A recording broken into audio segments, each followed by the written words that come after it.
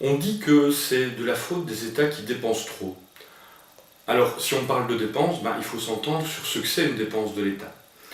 Il y a évidemment des dépenses sécuritaires. Certaines zones de police en Belgique commencent à s'équiper dans ce qu'on appelle des armes non létales.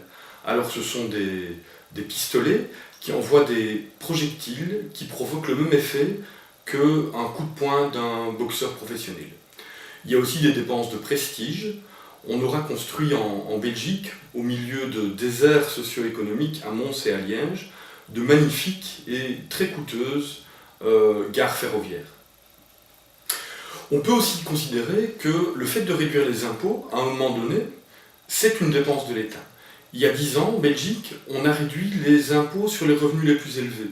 Qu'est-ce que ça a comme conséquence? Eh bien, quelqu'un qui gagne 1 million d'euros par an voit ses revenus nets augmenter de 50 000 euros chaque année. 50 000 euros, c'est plus que ce que la majorité des gens gagnent chaque année, et c'est le cadeau que l'État belge a fait en diminuant les impôts. On peut aussi parler des intérêts notionnels, c'est un mécanisme un peu technique. Simplement, le député écolo Georges Gilles-Quinet a expliqué qu'en 2010, ces intérêts notionnels avaient coûté 4,5 milliards d'euros à la Belgique. Donc, les dépenses des États font l'objet des sommets européens, vous savez, tout ce qui se fait la nuit pendant qu'on ne sait pas trop ce qui se passe.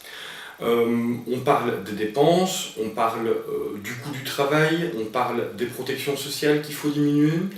On ne parle jamais des impôts qu'on pourrait harmoniser.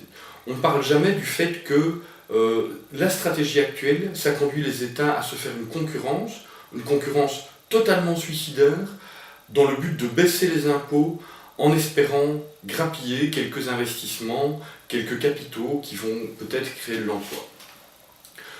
Ce sont des choix politiques. Ces choix politiques, eh bien, ils font en sorte que les États n'ont pas les moyens pour investir là où c'est nécessaire, par exemple en réduction de consommation d'énergie, en investissement de production d'énergie renouvelable. Et donc, est-ce que l'État dépense trop? Eh bien, tout ça, c'est une question de choix politiques. Il y a des choix politiques qui ont été faits. Ils pourraient être défaits si on s'informe et si on décide de lutter.